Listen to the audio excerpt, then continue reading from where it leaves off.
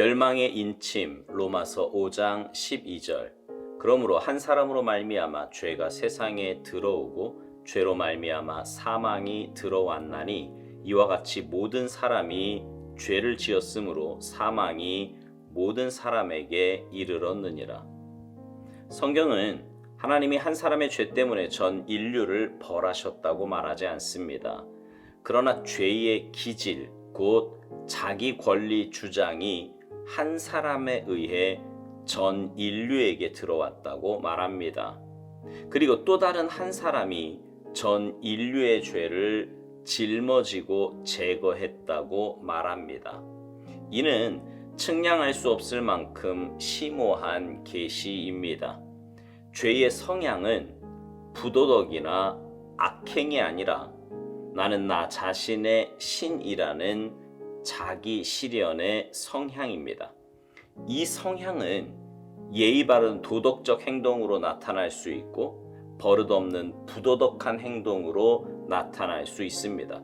그러나 어떤 경우이든 같은 근본, 곧 자기 권리를 주장한다는 점에서는 동일합니다. 주님께서는 모든 악한 세력으로 가득 찬 사람들과도 직면하셨고 청렴하며 도덕적인 고상한 사람들도 만나셨지만 그들의 도덕적 타락이나 성취에 대해 관심이 없으셨습니다. 주님께서는 우리가 보지 못하는 것을 보셨는데 바로 사람의 성향이었습니다. 죄는 타고나는 것으로서 사람이 어떻게 할 수 없습니다. 오직 하나님만이 구속을 통해 죄를 다루십니다. 하나님께서는 예수 그리스도의 십자가를 통해 죄의 유전으로 저주 아래 놓인 전 인류를 구속하셨습니다. 하나님은 그 어디에서도 사람이 물려받은 죄의 유전에 대해 책임을 묻지 않으십니다. 정죄는 내가 죄의 유전과 함께 태어난 것이 아니라 예수 그리스도께서 나를 죄의 유전으로부터 구원하러 오셨다는 것을 깨달았으면서도 주님을 거절한 것에 대한 것입니다. 주님을 거절하는 그 순간부터 나는 멸망의 인침을 받게 됩니다. 그 정죄는 이것이니 곧 빛이 세상에 왔으되 사람들이 자기 행위가 악함으로 빛보다 어둠을 더 사랑한 것이니라. 요한복음 3장 19절.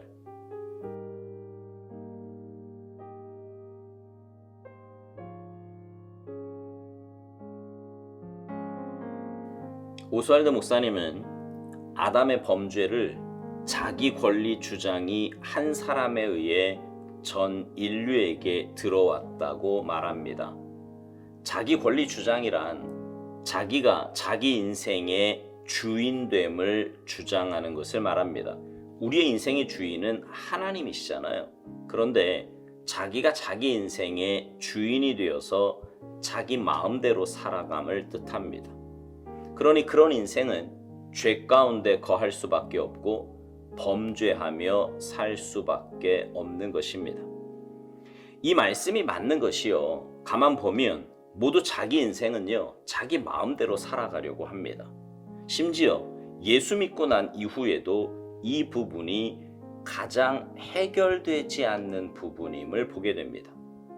하나님의 자녀라면, 하나님이 내 인생의 주인임을 고백하는 사람이라면 분명 하나님의 말씀대로 살아야 하는데 그렇게 살기가 쉽지 않습니다. 내가 내 인생의 주인이 되어서 내 마음대로 내 뜻대로 살려고 합니다. 그렇게 사는 것이 더 잘 사는 것 같고 더 괜찮아 보이기에 그렇게 살아가는 것입니다. 이건 전적으로요, 아담의 범죄의 결과입니다. 그리고 그 죄의 결과는 영원한 사망, 지옥 형벌입니다. 우리를 너무너무 사랑하시는 하나님께서 독생자를 보내셔서 그분으로 하여금 이 모든 죄의 문제를 해결하게 하셨습니다. 한 사람의 범죄로 죄가 이 땅에 들어왔고 그 결과 영원한 사망에 처하게 되었는데 한 분, 주님으로 인해 그 죄 문제가 해결되었고 그 결과 영원한 천국 백성으로 살 수 있게 되었습니다. 오스왈드 목사님은요, 죄의 성향에 대해 이렇게 말합니다. 죄의 성향은 부도덕이나 악행이 아니라 나는 나 자신의 신이라는 자기 실현의 성향이라고요. 이런 성향은 예의 바른 도덕적 행동으로 나타날 수도 있고 버릇없는 부도덕한 행동으로 나타날 수도 있는데, 어떤 경우이든 같은 근본 곧 자기 권리를 주장한다는 점에서는 동일하다는 것입니다. 그렇습니다. 예의 바르게 행동을 하든 버릇없게 행동을 하든 그 근본적인 마음은 같습니다.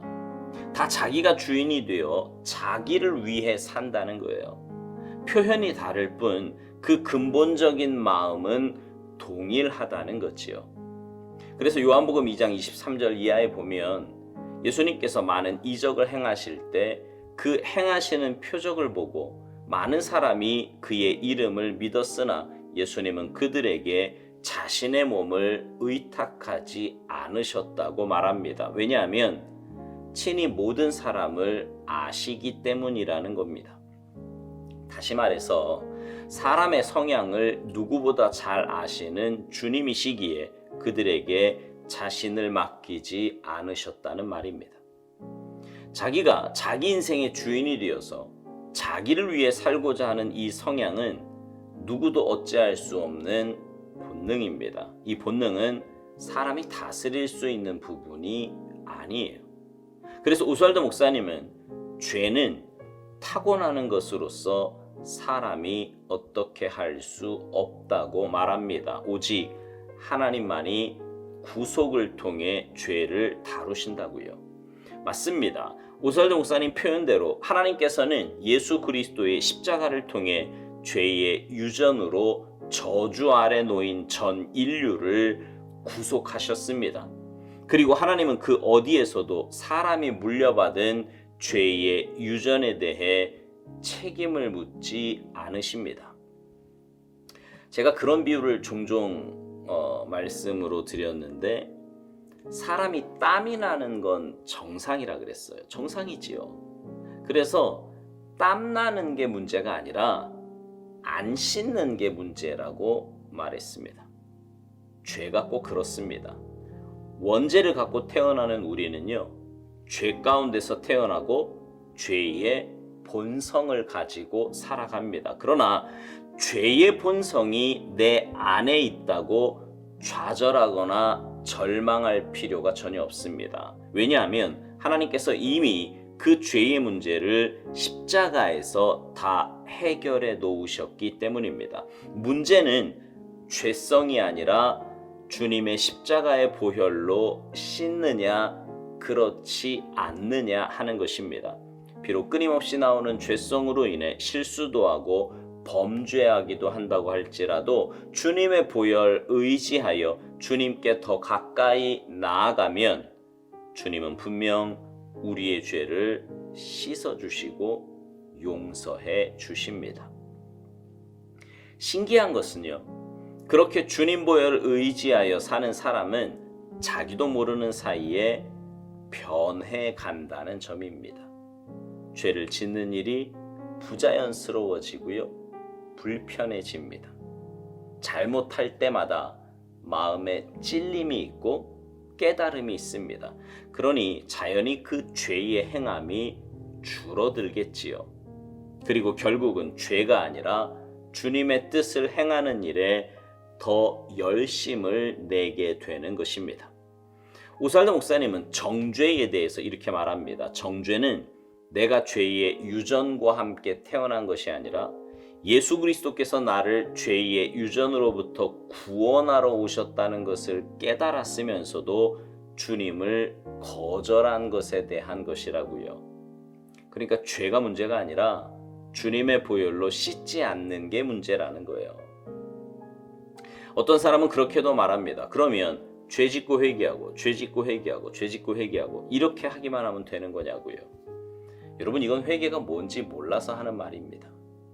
그리고 주님의 그 십자가의 사랑이 어떤 것인지 깨닫지 못하기 때문에 그런 말을 하는 것입니다. 진짜 주님의 사랑을 깨달았다면, 그리고 참된 회개의 자리에 가본 사람이라면 그 과정이 얼마나 힘들고 가슴 아픈 일인지를 잘 압니다. 그리고 그 은혜로 변화되기에 그런 죄의 반복을 하라고 해도 할 수 없는 것입니다. 오살레 목사님이 묵상 마지막에서 이런 무서운 말을 합니다. 주님을 거절하는 그 순간부터 나는 멸망의 인침을 받게 된다고요. 여러분, 멸망의 인침, 말만 들어도 섬뜩하지 않습니까? 바라기는 우리 모두가 주님 앞에 서는 그날까지 주님 보혈 의지하여 살아가는 인생들이 되기를 소망합니다. 그래서 주님의 그 놀라운 은혜 가운데 보혈로 씻김 받고 주님 안에서 참된 자유함을 맛보며 이 땅에서부터 작은 천국을 누리며 살아가는 복된 인생들이 모두 되시기를 주님의 이름으로 축복합니다. 아멘.